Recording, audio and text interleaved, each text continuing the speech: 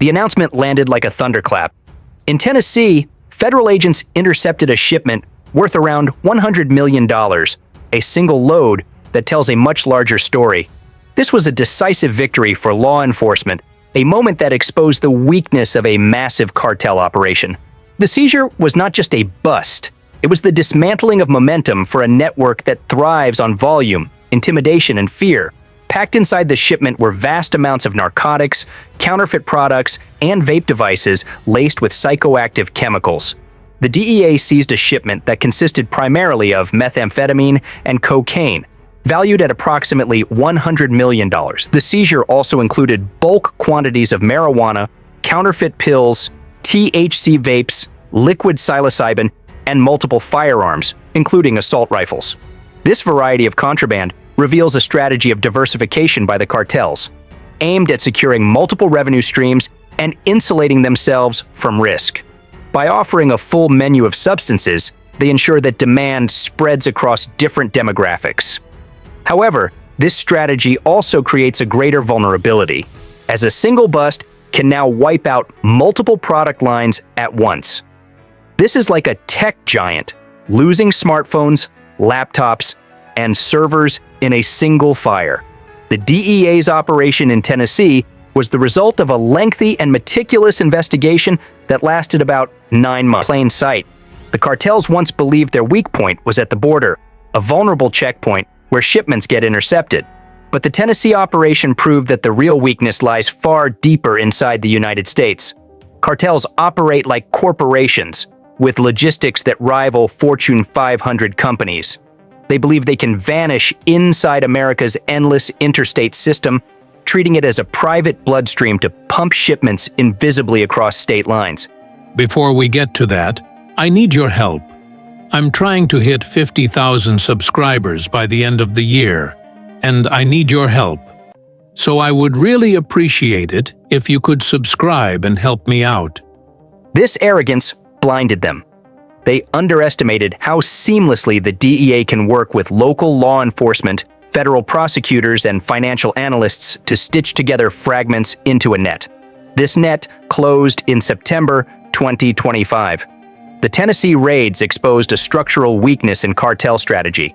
The deeper they push into America's distribution systems, the more predictable their logistics become. What they thought was invisibility became exposure. Cartel couriers could no longer assume anonymity just because they drove alongside thousands of other trucks.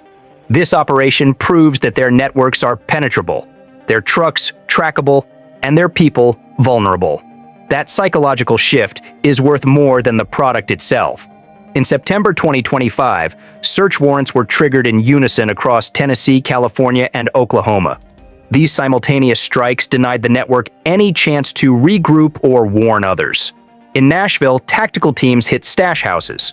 In California, agents intercepted warehouses linked to incoming loads. And in Oklahoma, they cut off runners tied to interstate routes.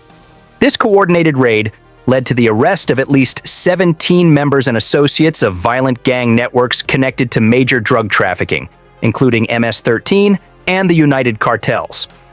The seizures weren't just numbers, they were ruptures in a supply chain that assumed invulnerability. The inclusion of firearms, including assault rifles, in the shipment raises another level of alarm. Their presence cannot be dismissed as incidental. The seizure reveals a truth. This was a cell prepared not just to sell, but to fight. Guns ensure loyalty, enforce silence, and escalate confrontations when words and threats aren't enough. Law enforcement experts confirm that where narcotics flow, guns follow. By intercepting the shipment, law enforcement didn't just cut off sales, they also prevented violent encounters that could have unfolded wherever this cargo landed. Federal officials are framing this bust as a major turning point in the fight against cross-border drug trafficking. They are no longer satisfied with catching shipments in transit. They want to dismantle the command and control structures of cartel gatekeepers. They emphasize that this bust was not an isolated lucky catch, but the visible output of intelligence sharing, coordinated timing, and synchronized pressure applied simultaneously on both sides of the border.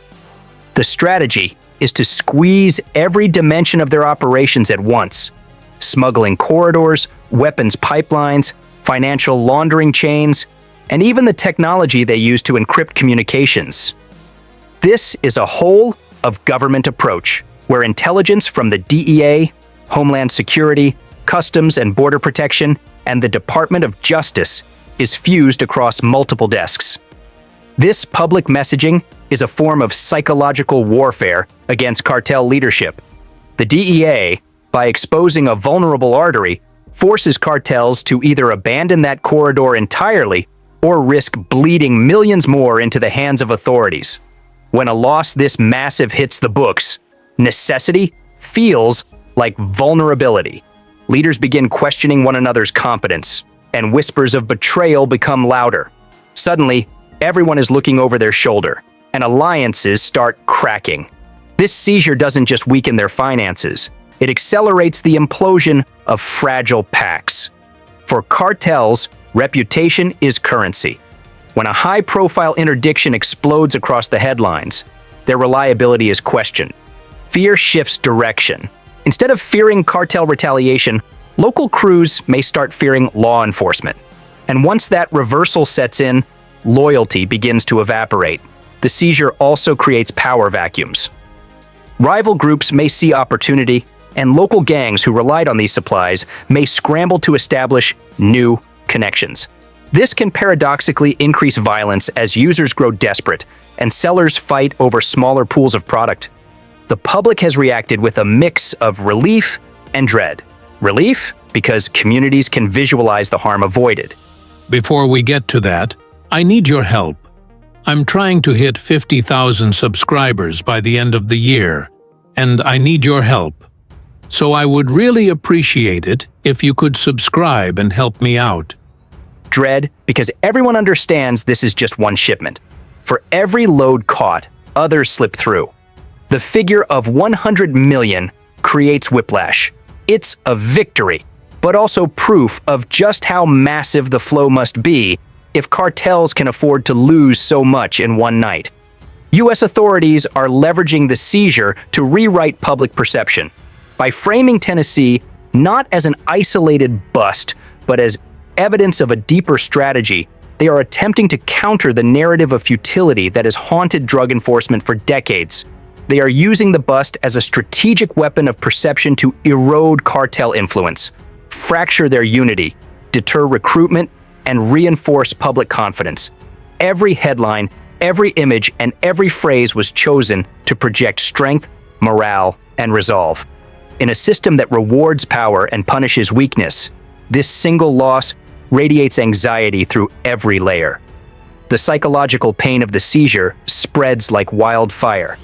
Leaders who prided themselves on precision are humiliated. Mid-level managers fear they'll be blamed or executed for incompetence. The United Cartels, already infamous for controlling supply chains, suddenly had to contend with a massive loss. But why does one seizure hit so hard? Because scale is everything. Removing a shipment of this size is like pulling a key artery from the body. The heart still beats, but every other organ begins to suffer. Distribution slows, trust in the chain weakens, and panic creeps into safe houses. The seizure is a strategic earthquake. It is a declaration of capability, a moment to show both the American public and the cartel organizations that the federal government is not only watching, but also capable of striking at the heart of the logistical empire. The DEA's own statement confirms the operation's scale and importance, noting that dismantling this trafficking cell cut off a major artery feeding the national narcotics crisis. News outlets covering the case echoed the same urgency. This was not just a bust. It was a disruption of a supply chain designed to poison American communities. For the public, this seizure is proof that the fight matters. It reinforces faith in institutions, showing that the fight isn't abstract. For cartels, it's a nightmare. Their aura of invincibility shatters when their empire can be gutted in one afternoon.